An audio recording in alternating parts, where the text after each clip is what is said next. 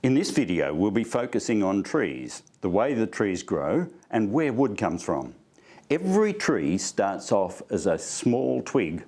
As it grows, it lays down new cells on the outside of the twig so that the twig gets fatter over a period of time.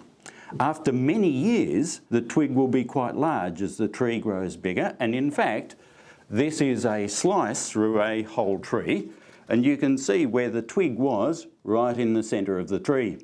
So that twig, as it grows, gets bigger until the tree is this size. It does that by laying down wood immediately under the bark and on the outside of the tree. Now you'll notice that there's a difference in colour. This whiter wood around the outside we call sapwood, and all of the cells are hollow pipes, and those hollow pipes conduct the water up and the sap downwards. After a period of time, those cells become too far from the growth face of the tree to be used to transmit water and sap, and so the tree uses them to store its waste products from the photosynthesis reactions.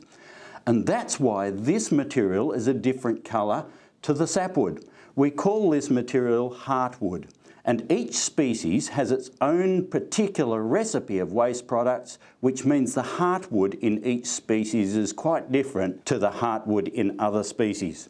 This is a different species of tree, and this different species has got different coloured heartwood.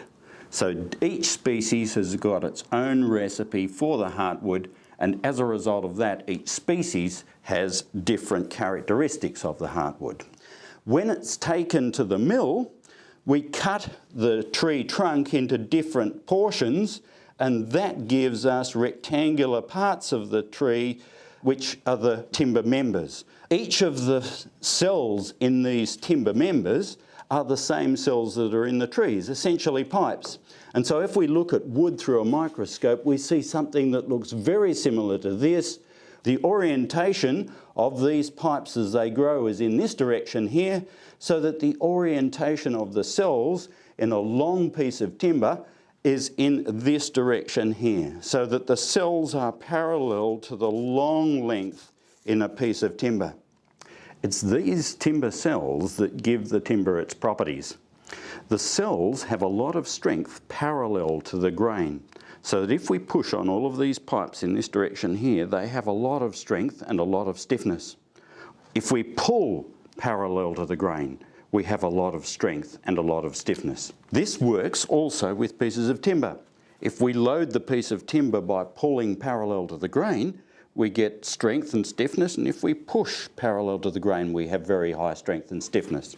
On the other hand, if we're compressing perpendicular to the grain, what you can see is that we're simply closing these fibres up. And likewise, if we pull, we put tension perpendicular to the grain, we open up splits between the individual cells. And exactly the same thing happens in pieces of timber as well. If we push perpendicular to the grain, we find we have very much lower stiffness and strength than pushing parallel to the grain. And likewise, if we put tension perpendicular to the grain, we get splits developing in the timber, whereas if we put tension parallel to the grain, we get very high strength out of the timber. So, timber comes from trees, and it's the properties of the wood in the trees that eventually gives us the properties of the cells, and that dictates the properties of the timber.